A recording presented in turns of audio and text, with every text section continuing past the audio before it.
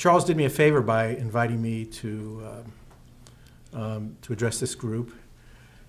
The usual course of a day for a college president can be, let us say, challenging, but sometimes tedious. You deal with the small details of university administration, college administration. We're a new college, so everything we do is precedent setting, which means that everything we do requires detailed discussions of principle.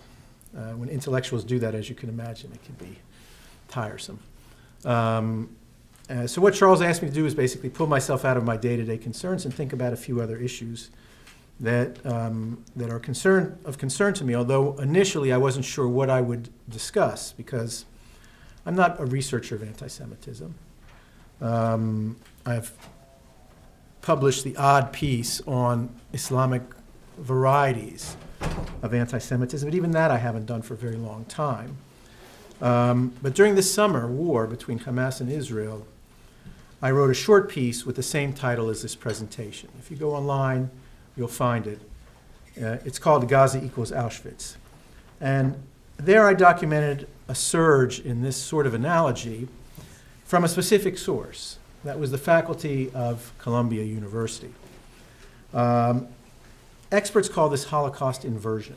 Holocaust inversion is the claim that Israel acts towards the Palestinians as the Nazis acted toward the Jews. In that article, I called it Jew baiting. And I wrote this, and I quote myself here. Jew baiting covers a wider range than anti-Semitism, and Holocaust inversion is its favorite technique. In other words, I chose not to label it anti-Semitism, but to put it in another category. I called it Jew baiting, and I'll come to that in a moment. The practice of which might not necessarily be anti-Semitic. Now, after I published that piece, I began to wonder whether I'd been sufficiently rigorous in my classification of Holocaust inversion. And I'm still interested in the question of whether it does deserve to be read as anti-Semitism, and I will get back to that at the end of this talk. But on the way, I've asked another more compelling question, and it is this: just what purpose does Holocaust inversion serve? And here I'm not talking about crackpot websites or off in Karachi, but among people whom we assume to be sophisticated about history and politics. For once, we are in the realm of academics and leading institutions.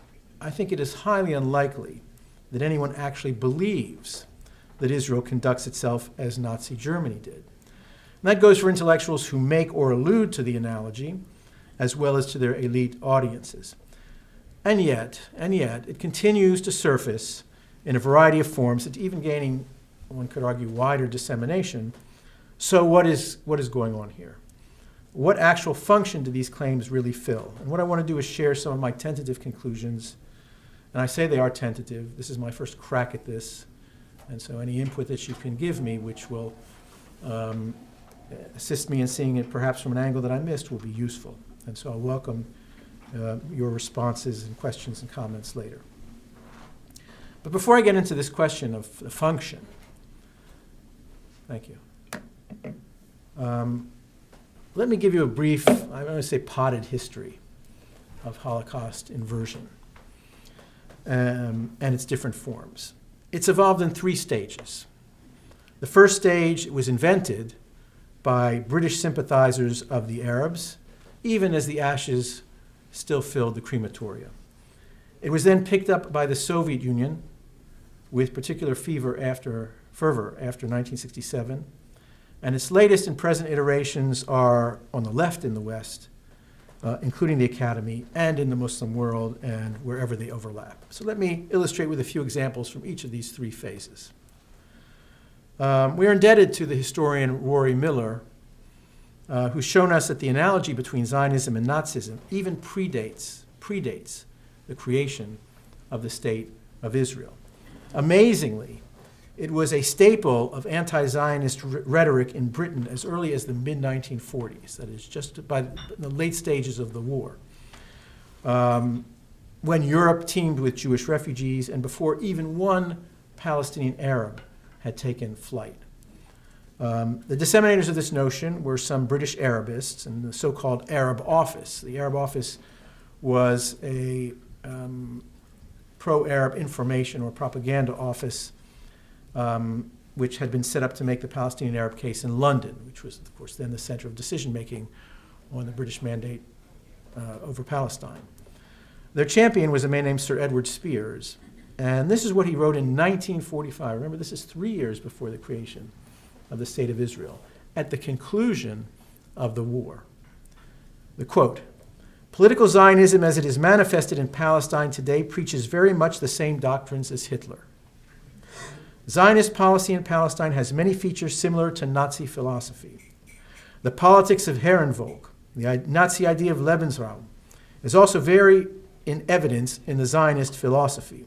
The training of youth is very similar under both organizations that have designed this one and the Nazi one." End of quote. And there are many more instances which Professor Miller brings.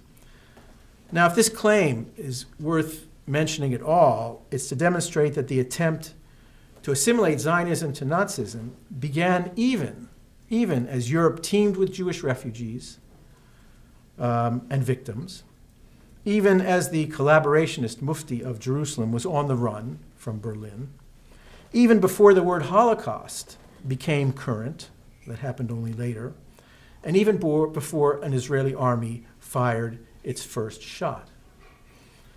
The approach of anti-Zionists was to always associate Zionism with the most threatening and ominous evil of the day. Now, there's a paradox here. At the very moment that the British Arabists were warning that a Jewish state would behave in a Nazi manner, the American Arabists, people in the State Department, were warning that it would behave in a communist one because they thought, well, this Zionist movement is socialist and had affiliations with the Soviet Union and might turn into a Soviet bridgehead in the Middle East. So the most threatening and ominous evil looked very different from Washington.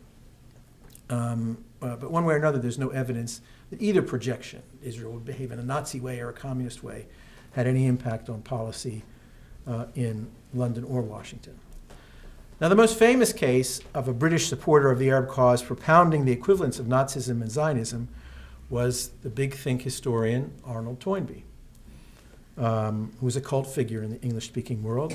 Some of you are probably too young to have read him, but you go back and you'll find his picture on the cover of Time magazine way back in the 50s, when wise men from Europe were considered to be oracles. And Toynbee took his place with the publication of his famous study of history in many volumes. He was also known for his far-fetched analogies. Toynbee once called the contemporary Israeli, and I quote him, a Janus figure, part American farmer technician, part Nazi Sicarius. A Sicarius is an assassin.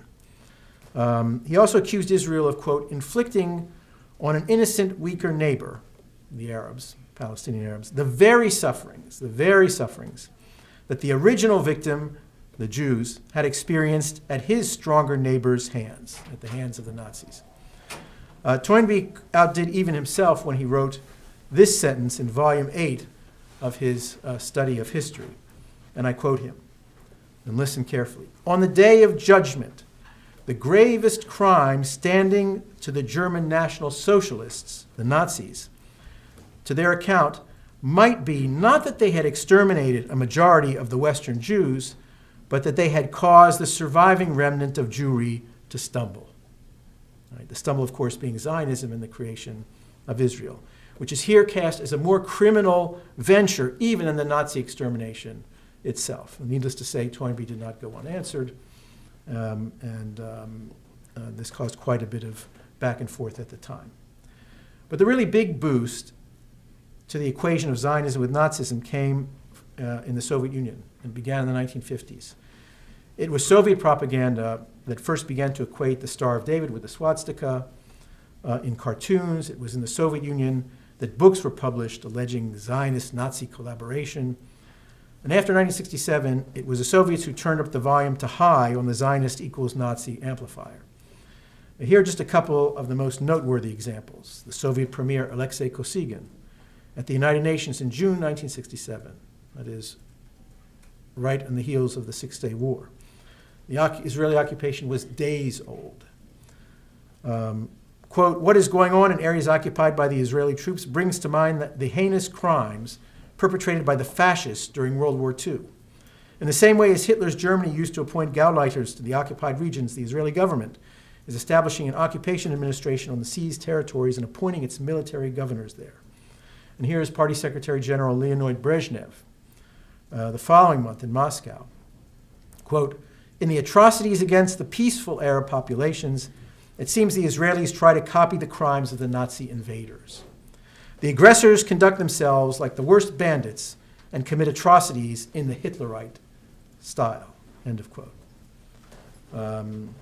Now, it would be the Soviet example, I think, that the Arab propagandists would emulate, at first very hesitantly, because Nazism didn't have the same range of negative associations in the Arab world as Zionism had.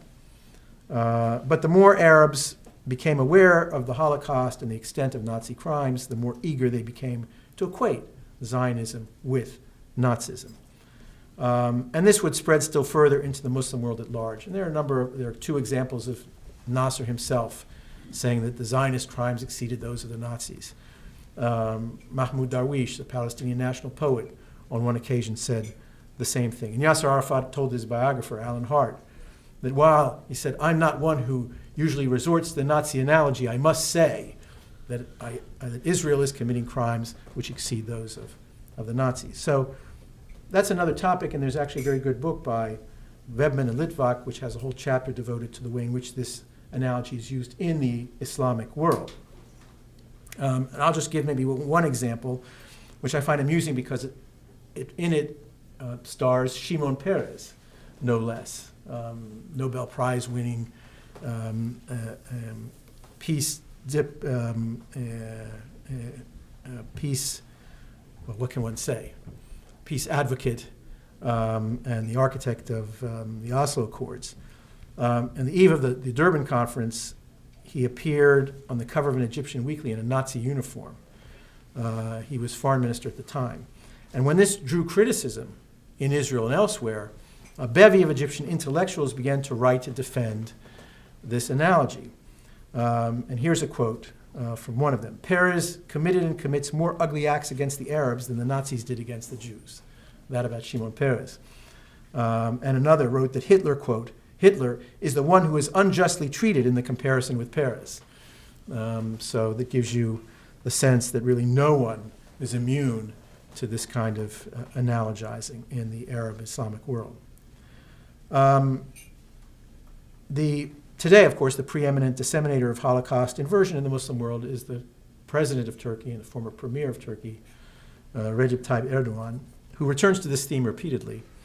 Here is a prime example from this past summer, and I quote him, what is the difference between Israeli actions and those of the Nazis and Hitler?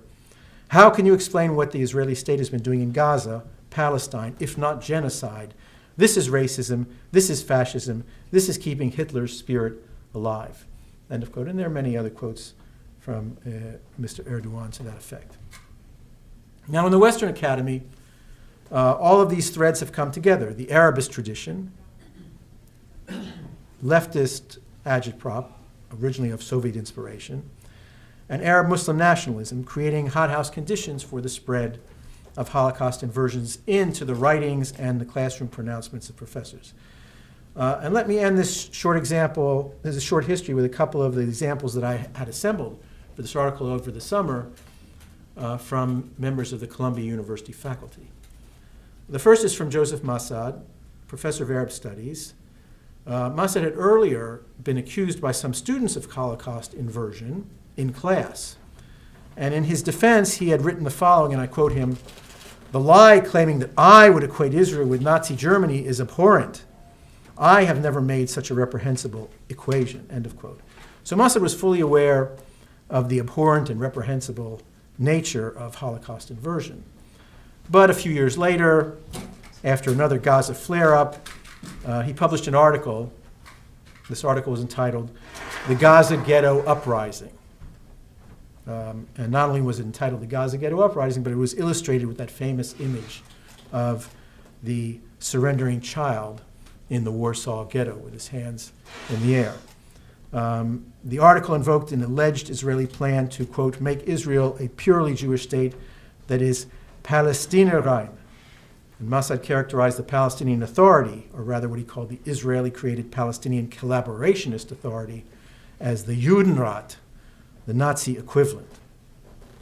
Now, this past summer, another Columbia professor, Hamid Dabashi, who's known for his somewhat inflammatory rhetoric, wrote this under the influence of the Hamas-Israel war, and I quote him, "After Gaza, not a single living Israeli can utter the word Auschwitz without it sounding like Gaza. Auschwitz, as a historical fact, is now archival. Auschwitz, as a metaphor, is now Palestinian. From now on, every time any Israeli, every time any Jew, anywhere in the world utters the word Auschwitz or the word Holocaust, the world will hear Gaza." End of quote. It's from that I take the title of my talk. I wonder what some of the survivors of Auschwitz would think about learning that, as a historical fact, their experience is now archival. Now notice how this kind of academic Holocaust inversion has evolved. It's a bit more elusive, it's a bit more elusive, and it's also theoretical. Go back to the original article and you'll see many references to Adorno. We are in the world of metaphors. Not only that, but in the academic Holocaust inversion, it's sometimes not the Holocaust or Nazi Germany that are evoked by name. There's a species of this that accuses Israel of genocide, or some variant of it, such as slow motion genocide. You say, why slow motion genocide? Genocide usually depletes a population, an assumption which is contradicted by the Palestinian case. Now this would take us off in another direction. I've been in that direction before. I don't intend to go there now. But while genocide is obviously a comparative concept, which is not limited to the Holocaust, sometimes the context of the claim about genocide does refer directly to it and is a kind of Holocaust inversion. So in sum, the point of Holocaust inversion remains steady. Israel acts towards the Palestinians as the Nazis acted towards the Jews, albeit or perhaps on a different scale. And here it may be useful, just as an aside, to point to an offshoot on the Israeli left of this, which was inspired originally by the philosopher Yeshayahu Leibovich. Maybe some of you know that Leibovich once called the Israeli judges who authorized what's called moderate physical force on Palestinian detainees, he called them Judeo-Nazis. And it caused quite a stir at the time. Yitzhak Rabin, who was prime minister, was informed that Leibovich was going to be awarded the Israel Prize. He said, I would not attend the ceremony. And so Leibovich says, I will not accept the prize. Over this phrase, you could call it the N-word, Israeli-style Nazi evocations. You might have also noticed it in a refined version just this past year when the author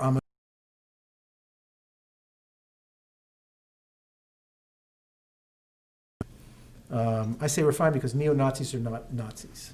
And there's a distinction to be drawn there.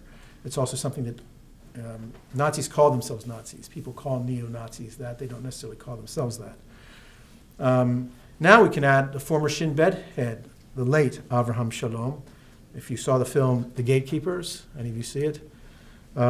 He made a statement there, and I quote him, "It's a brutal occupation force similar to the Germans in World War II, similar but not identical," end of quote. Avraham Shalom, who himself had been born in Vienna, I think, was a left activist in his later years and a major sponsor of the so-called Geneva Initiative. Some of this sounds like an echo of Toynbee, but Leibovitz or Oz or Shalom still come from within the Zionist frame of reference, and they warrant a different analysis. And by the way, anytime that someone uses this in the Israeli framework, it usually ends badly for them. There's a strong reaction against it. It's done in a provocative way in order to capture a headline. But the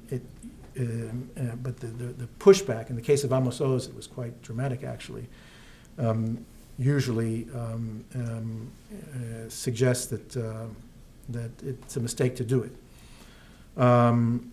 And what happens, of course, though, is that when when such statements are made,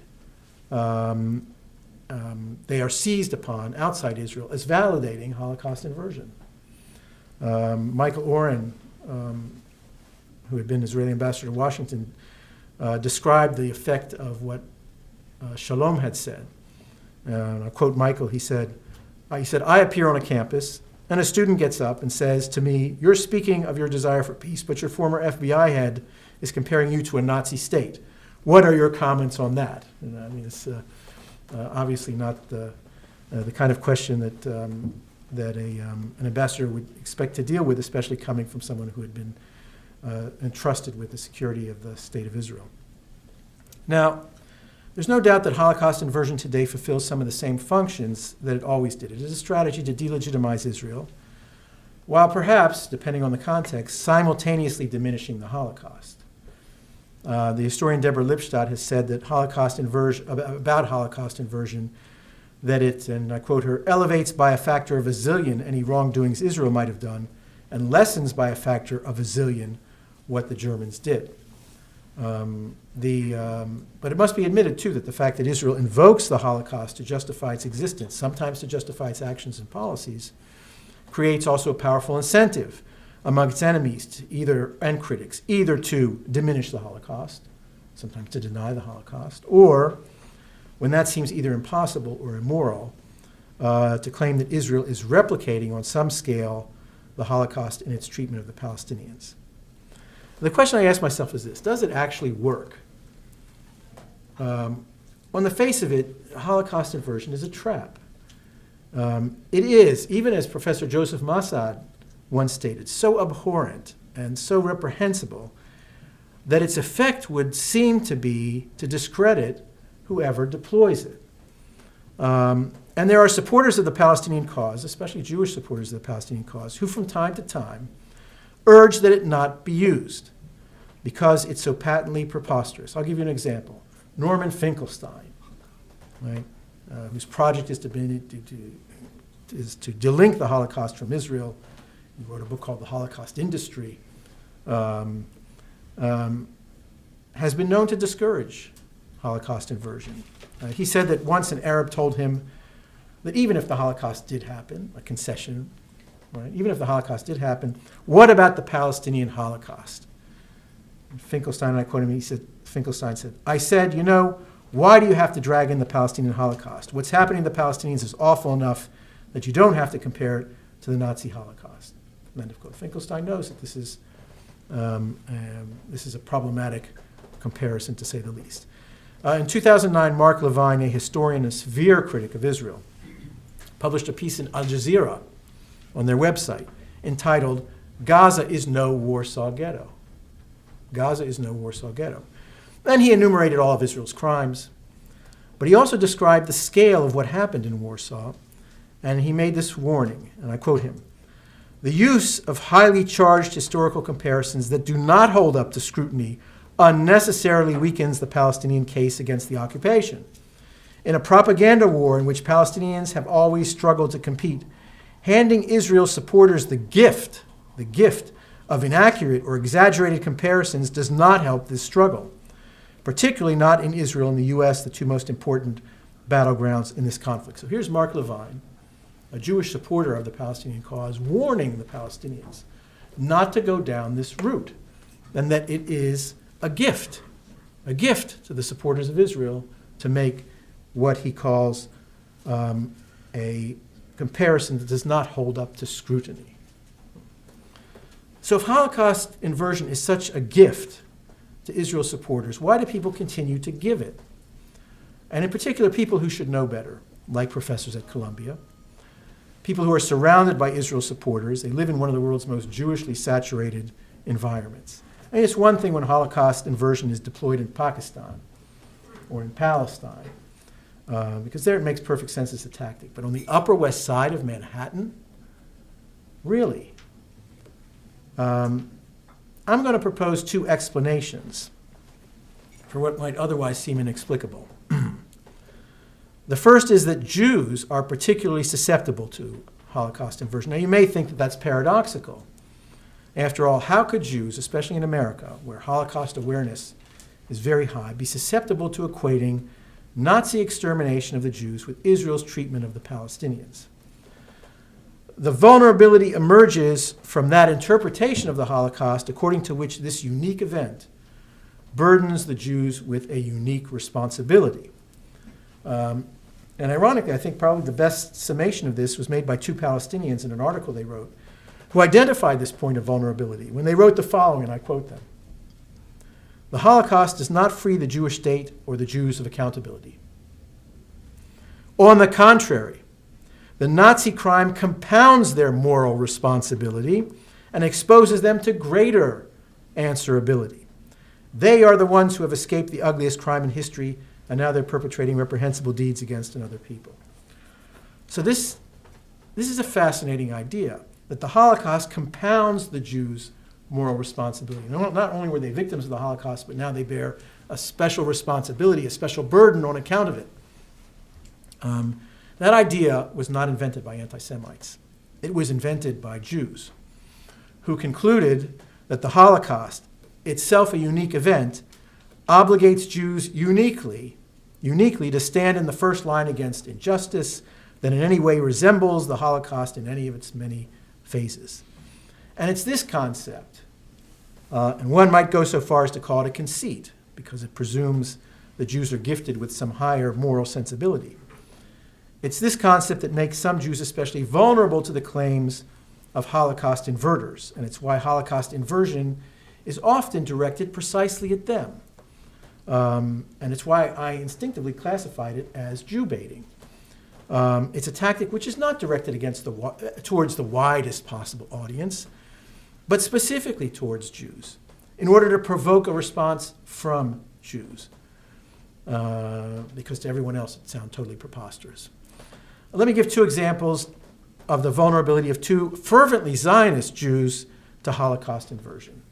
The first is the case of Jacobo Timmerman, who was an Argentine Jewish dissident in the dark days of the so-called Dirty War. He went off to prison. Israeli diplomacy finally got him freed, and he came to Israel as an immigrant. And in 1982, he reported on the Israeli invasion of Lebanon. He wrote a book which was highly critical of it. I forget the title. I think it was called The Long War or something. Anyone remember?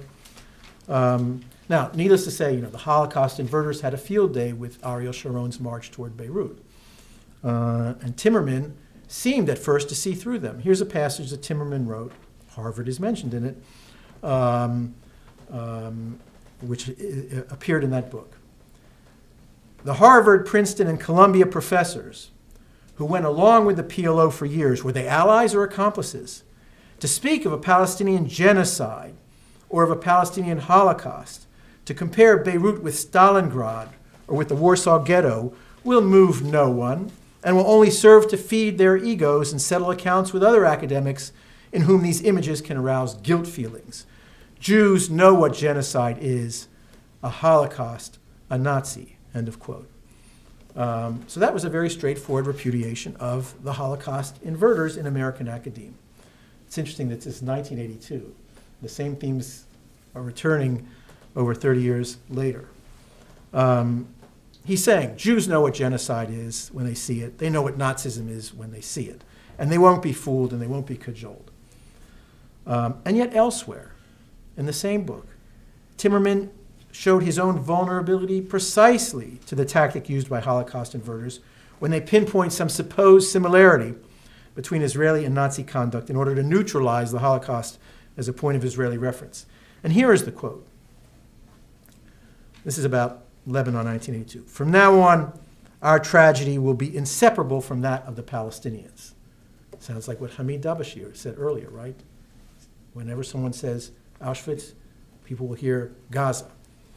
Inseparable. Our tragedy is inseparable from that of the Palestinians. Perhaps some of us will try to sidestep the Israeli moral collapse by resorting to statistics and comparing Auschwitz to Beirut. In other words, so many more died in Auschwitz than in Beirut, etc. "It will be in vain," he says. "The victims of Auschwitz would never have bombed Beirut. Our moral collapse cannot be diluted by statistics." End of quote.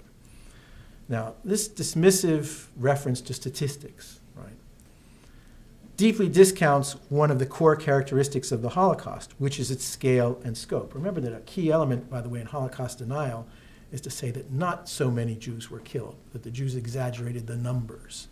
Right? And once this is done, the door is wide open precisely to the kind of Holocaust inversion that Timmerman himself so abhors.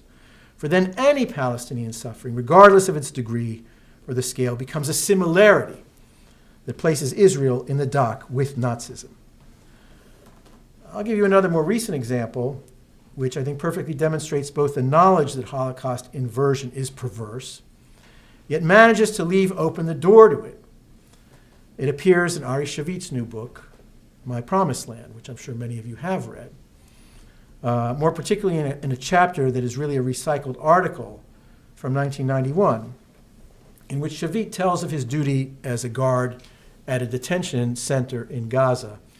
This is before Israel evacuated Gaza. And there he manages to conjure up an analogy between this detention camp, which was probably no worse than Guantanamo and undoubtedly better than Abu Ghraib, between this camp and a Nazi extermination camp. Let me read you the quote from Mr. Shavit. Although unjust and unfounded, the haunting analogy is pervasive. And I, who have always abhorred the analogy, who have always argued bitterly with anyone who so much as hinted at it, can no longer stop myself. The associations are too strong. Like a believer whose faith is wavering, I go over the long list of counter-arguments. All the well-known differences, most obvious. There are no crematoria here. Also, and in the Europe of the 1930s, there was no existential conflict between two peoples. Germany, with its racist doctrine, was organized evil. The Germans were in no real danger whatsoever. But then I realized that the problem is not in the similarity. No one can seriously think there is any real similarity. The problem is that there isn't enough lack of similarity. The lack of similarity is not strong enough to silence once and for all the evil echoes. It's a very curious passage. There is no real similarity, and yet there isn't enough lack of similarity. I leave you to unravel the threads in that. There isn't enough lack of similarity. This is exactly the opening that Holocaust inverters seek to enter. And that brings me to my key point. The Holocaust inverter in Western academe doesn't believe that there is an actual equivalence between Israel and the Nazis. The Holocaust inverter knows perfectly well the history and the scale of the Holocaust. Knows it as well as Ari Shavit knows it. The Holocaust inverter even knows that the analogy, in some sense, is abhorrent and reprehensible. But he or she also knows that by making the analogy, the defendant, that is the supporter of Israel, will be compelled to enumerate all of the dissimilarities and in so doing leave exposed some superficial similarities that will prompt the Timmerman response or the Shavit response. That is, Auschwitz and Beirut, Auschwitz and Gaza are obviously not actual equivalents, but they belong to the same moral category. This is precisely the objective of Holocaust inversion, and Jews are the perfect target for it, because who, if not Jews, have the duty to sound the alarm when any form of injustice or cruelty has the potential to culminate in a Holocaust. In the same way, Palestinian propagandists who speak of a Palestinian Holocaust, they don't claim that the Nakba, right, 1948, approximates the Holocaust in any historical sense, but their project is to find or allege small-scale similarities, right? A massacre in Lydda, a forced labor camp at Ijlin, a hidden mass grave in Jaffa, all with the purpose of establishing the Palestinians as victims on an equal plane. The second reason Holocaust inversion persists, despite its supposedly self-defeating excess, is that it makes lesser but still preposterous analogies sound more reasonable. So Israel is not Nazi, but it is fascist. So it isn't guilty of genocide, but it commits massacres and mass killings. Gaza isn't a concentration camp or the Warsaw Ghetto, but it's the world's largest outdoor prison camp. And Israel isn't Nazi Germany, but it is apartheid South Africa. Having exhausted your outrage against the Nazi analogy, you'll be a tad less vociferous in expressing your outrage at these other analogies, which are also specious, but which now appear reasonable and worthy of debate. In other words, Holocaust inversion is a kind of rhetorical softening up. I give an example in that article about Columbia professors. I gave you a couple of examples. And then along comes the moderate Palestinian professor who says, well, actually, it was really like the fire bombings of the Germans and the Japanese in World War II. In other words, it's not the Nazis, it's just the fire bombings, which is also a totally specious claim, the indiscriminate firebombing of Hamburg or Dresden. Suddenly seems reasonable and worthy of consideration. So I say that Holocaust inversion in these cases is rhetorical softening up. Those who use it don't seek to make the Israeli Nazi analogy credible, which is an impossible task, but to make other analogies seem debatable. In other words, it's a straw man. And that's why the urgings of people like Mark Levine, who tells Palestinians that it's a mistake to do this, are pointless. Of course, Gaza isn't Auschwitz. Levine isn't telling Holocaust inverters something they don't know. But if his argument is that it's a flawed strategy, the Holocaust inverters think otherwise, and that it works on those two planes that I indicated, and that it's worth the risks. And the counter to Levine is provided by a fellow named Jerome Slater. He's a Jewish academic critic of Israel at State University of New York, Buffalo. He wrote an interesting article just a couple of months ago. And in it he said, he acknowledges that the Nazi analogy is, as he puts it, much too strong. But it has a merit. And I quote him, "It results in a productive shock of recognition in Israel and among its friends." And he then adds, and I quote him, "Even the most severe criticism of Israel," that is the most far-fetched also, "can hardly be counterproductive in light of the fact that nothing else has proven to be productive. That's not to deny that even limited or hypothetical analogies to Nazi Germany are risky. Nonetheless, because Israel has gone so far down the road to fascism, not Nazism, the risks must be run. Desperate times require desperate measures." So even though Slater knows that and admits that the analogy is specious, he still thinks deploying it can be productive in shocking Jews, Israel and its friends, he says, and that it's a risk worth taking, a risk worth taking.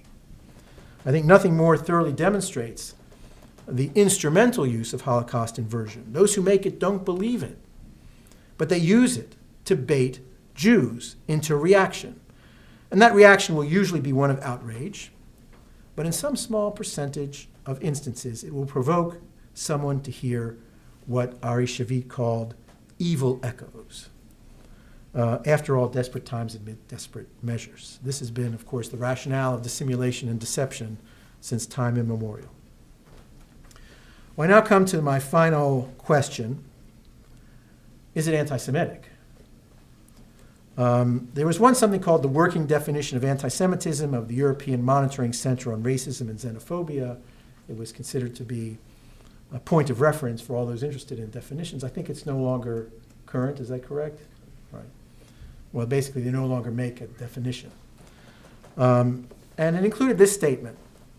Examples of the ways in which anti-Semitism manifests itself with regard to the State of Israel, taking into account the overall context, could include, and in that list, drawing comparisons of contemporary Israeli policy to that of the Nazis.